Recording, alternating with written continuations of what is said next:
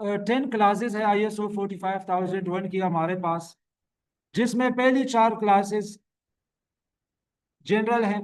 ठीक है, नॉर्म्स के स्कोप्स के हवाले से वो स्टडी करेंगे तो आपको इंशाल्लाह पता चल जाएगा। फिर हमारे पास जो 5 क्लास है वो है लीडरशिप और वर्कर पार्टिसिपेशन के हवाले से, उसमें हमें इंफॉर्मेशन मिलेगी। ठीक है, कि कौन सी चीज़ कैसे करनी है। फिर क्लास 6 हमारे पास प्लानिंग में आ जाती है। और क्लास 7 और क्लास 8, अच्छा प्लानिंग इधर प्लान का हिस्सा है। इफ आप इसको देखें, जो डायग्राम नजर आ रही है, प्लेन है हमारे पास सपोर्ट एंड ऑपरेशन, जिसपे 2 क्लासेस है, क्लास 7 और क्लास 8। ये हमारे पास डू के सेक्शन में आ जाता है। फिर हमारे पास परफॉर्मेंस एवेल्यूएशन है, जिसपे क्लास 9 बनाई गई है। ठीक है, तो ये हमारे पास चेक के पोर्शन में आ जाती है। और क्लास 10 हमारे पास इंप्रूवमेंट में आ जाती है, जो एक्ट का एक्शन है हमारे पास।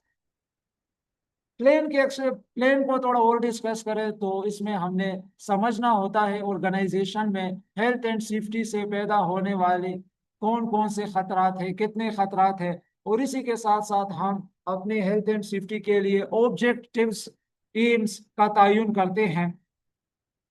और इसी के साथ साथ हम कंपनी के लिए हेल्थ एंड सेफ्टी पॉलिसी भी बनाते हैं। डू के सेक्शन को देखा जाए तो हमने जो चीजें प्लानिंग की है, ठीक है, उनको हम क्या करते हैं, इम्प्लीमेंट करते हैं। ठीक है, हेल्थ एंड सेफ्टी का ऑडिट होगा तो मतलब hazard identification, risk assessment, emergency procedures और वर्कर पार्टिसिपेशन लाजमी है, जान इनसे नहीं छूटनी। इसी पे हमने काम करना होता है। ठीक है, यही चीजें ग्राउंड पे इम्प्लीमेंट करनी है। फिर चेक के पोर्शन में हम मॉनिटर करते हैं, मैयर करते हैं, एवेल्युएट करते हैं अपनी परफॉर्मेंस को, अपनी एक्टिविटीज और प्रोसेसेस को हम इवेल्युएट करते हैं कि कितने अच्छी तरीके से वो काम कर रहे हैं। जैसे इंस्पेक्शन को आप चेक की कैटेगरी में डाल सकते हैं, इन्वेस्टिगेशन को आप चेक की कैटेगरी में डाल सकते हैं, ऑडिट को आप चेक की कैटेगरी में डाल सकते हैं। फिर हमारे पास एक्शन आ गया, जिसमें हम क्या करते हैं, एक्शंस लेते हैं कंटिन्यूअली अपनी health and safety management system को इम्प्रूव करने के लिए। कंटिन्यूअसली हम नॉन कंफर्मिटीज को कम करने के लिए हम क्या करते हैं, एक्शंस लेते हैं। रिस्क बेस्ड थिंकिंग, अच्छा रिस्क बेस्ड थिंकिंग क्या है।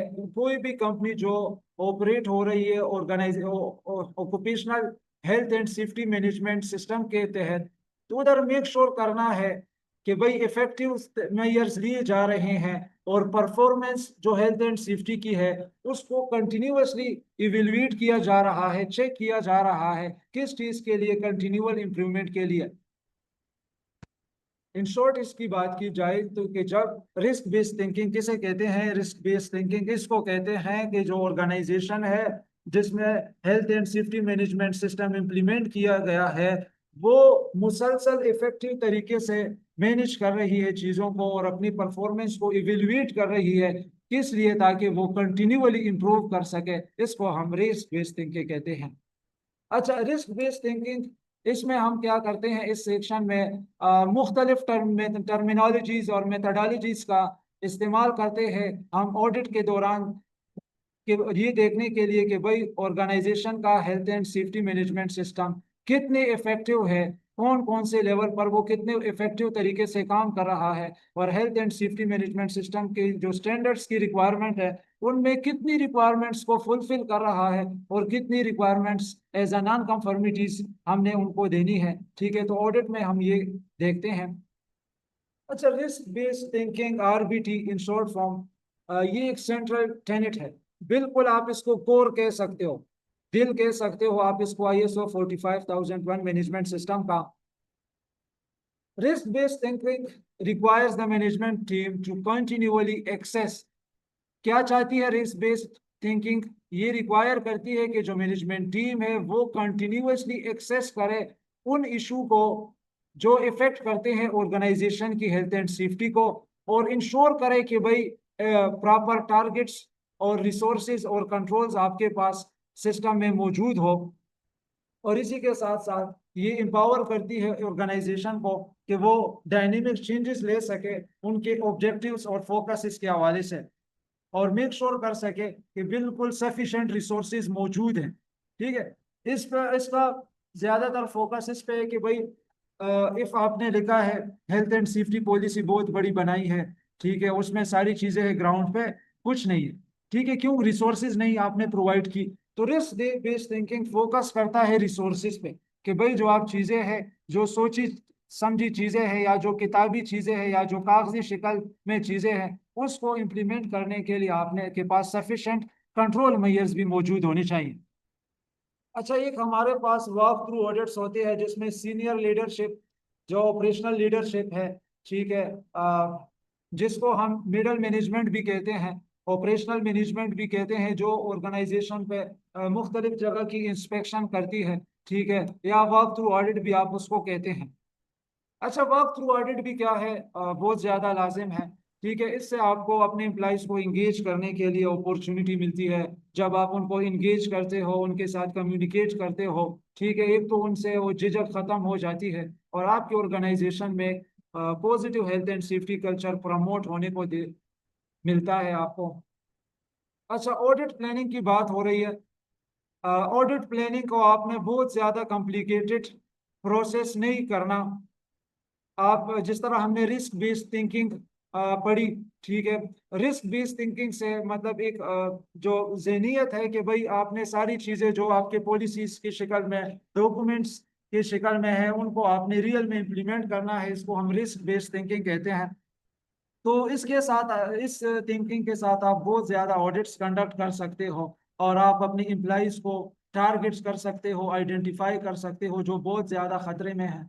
ठीक है, जहाँ पे आपने चीज़ें इम्प्लीमेंट नहीं की, किताब में लिखी है, पॉलिसी में लिखी है, इम्प्लीमेंट नहीं की, ठीक है, तो इससे आप उनको भी आइडेंटिफाई कर सकते हो। अच्छा, इसको ऑडिट प्लानिंग में क्यों डिस्कस किया जा रहा है? इसको ऑडिट प्लानिंग में इसके लिए डिस्कस किया जा रहा है कि रिस्क बेस्ड थिंकिंग से आप हाई रिस्क, वो अफराद जिनको बहुत ज्यादा खतरा है, उनको आइडेंटिफाई करो, प्लानिंग में शामिल करो, फिर उसी जगह का आप क्या करो, उस जगह को आप ऑडिट करो। ठीक है। अच्छा, ऑडिट की क्या फ्रीक्वेंसी होगी, ये ऑर्गेनाइजेशन पे डिपेंड करता है कि उन्होंने हर 3 महीने बाद अपना ऑडिट कराना है, 6 महीने बाद ऑडिट कराना है, या फिर उन्होंने साल बाद ऑडिट कराना है। अच्छा, इसी के साथ साथ ऑडिट प्लानिंग के दौरान आपने कंप्लायंस ऑब्लिगेशंस को देखना होगा। कौन कौन से आपको डॉक्यूमेंट्स चाहिए, कौन कौन सी चीज़ें आपने रिव्यू करनी है, इन सब के आप अपने पास प्रॉपर आप शीट्स बनाते हो, फिर उन चीज़ों को आप रिव्यू करते हो। वो मैं आगे इंशाल्लाह पढ़ाऊंगा तो आपको पता चल जाएगा। अच्छा, NXSL, NXSL क्या है?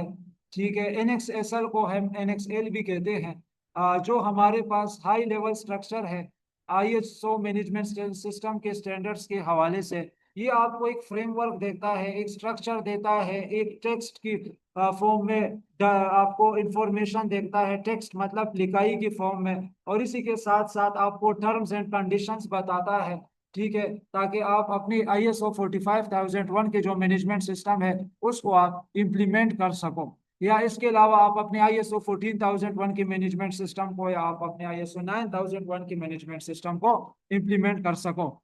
अच्छा जी, high level structure NXSL HSL, sorry HLS, इसके 10 कोर क्लासेस हैं। ठीक है, ये वही क्लासेस है जो इसको हम कहते हैं ISO 45001 की जो क्लासेस हैं, तो इसको हम NXSL HLS भी कहते हैं।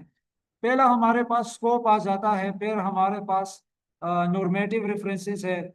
थर्ड हमारे पास, थर्ड क्लास हमें टर्म्स ऑफ डेफिनेशंस का बताती है। चौथी क्लास हमें ऑर्गेनाइजेशन के कॉन्टेक्स्ट के बारे में बताती है, जिस तरह हमने अभी पीछे PDCA साइकिल को डिस्कस किया, और पांचवी क्लास हमें लीडरशिप के बारे में बता रही थी। फिर छठी क्लास आपको प्लानिंग के बारे में, फिर जो उससे नेक्स्ट क्लास है सपोर्ट के बारे में, आपको टेक्स्ट के फॉर्म में आपको गाइड करती है।